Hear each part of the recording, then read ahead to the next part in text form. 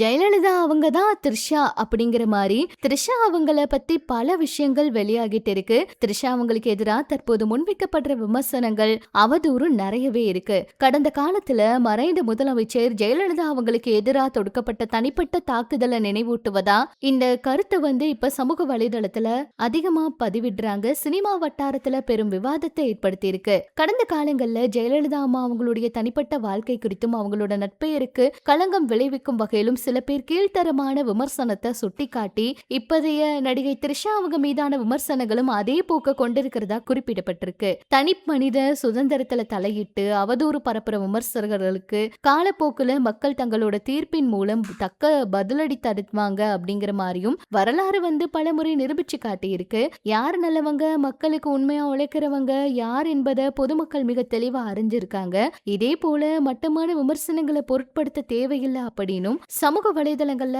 பலரால் விவாதிக்கப்பட்டு வருது. தனி மனித தாக்குதல்கள், பெண்களுக்கு எதிரான அவதூறு பிரச்சாரங்களை மையமா கொண்டு நிறைய பேர் இதை வெளியிட்டு இருக்காங்க. சொல்ல போனா த்ரிஷா அவங்க இப்ப நிறைய சர்ச்சைகளை கடந்து வந்துட்டு இருக்காங்க. ஒரு நாள் அவங்களுக்கு இந்த சர்ச்சை எல்லாம் வெற்றியா மாறும், மக்கள் அவங்கள தேர்ந்தெடுப்பாங்க அப்படிங்கிற மாதிரி எல்லாம் சொல்லிட்டு இருக்காங்க. ஒருத்தரோட தனிப்பட்ட சுதந்திரத்துல தனிப்பட்ட வாழ்க்கையில கருத்து சொல்ல விமர்சனம் செய்ய நமக்கு உரிமை இல்ல. அப்படி விமர்சனம் செஞ்சாலும் அவங்க கண்டிப்பா வளருவாங்க அப்படிங்கிற மாதிரி அந்த கருத்துக்கள்ல பதிவிட்டு இருக்காங்க. த்ரிஷா அவங்க கண்டிப்பா ஒரு நாள் வெற்றி பெறுவாங்க அப்படின்னு எல்லாம் சொல்லிட்டு இருக்காங்க.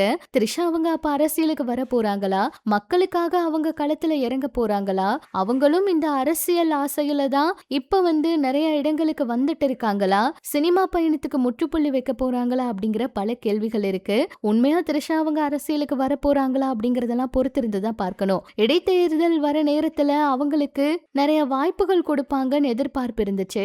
அவங்களோட பேர் ஆனா எங்கேயுமே சொல்லல. விஜய் அவர் அந்த முடிவை எடுக்கலங்கிற மாதிரி சொன்னாங்க. சமீபத்துல கூட த்ரிஷா அவங்க விஜய் அவர் மேல கோவத்துல பிரிஞ்சுட்டாங்க அப்படின்னு எல்லாம் கூட தகவல் வந்துச்சு. சங்கீதா அவங்க குடும்பத்தோட இப்ப விஜய் அவர் சேர போறாருன்னெல்லாம் வந்துச்சு. ஆனா நேற்று சுதந்திர தின விழால கூட த்ரிஷா அவங்கள பார்க்க முடிஞ்சது. விமர்சனங்களுக்கெல்லாம் சீக்கிரமா பதிலடி கொடுப்பாங்களா, அவங்களுக்கு அமைச்சரவையில இடம் கிடைக்குமா அப்படிங்கறதெல்லாம் பொறுத்திருந்துதான் பார்க்கணும். ஆனா யார் என்ன சொன்னாலும் அதை எதுவுமே கண்டுக்காம விஜய் அவருக்காக த்ரிஷா அவங்க எல்லா இடத்துலயும் நிக்கிறது கொஞ்சம் சமூக வலைதளத்துல மிகப்பெரிய விஷயமா பேசப்படுது. என்ன நடக்க போகுதுன்னு பார்க்கலாம்.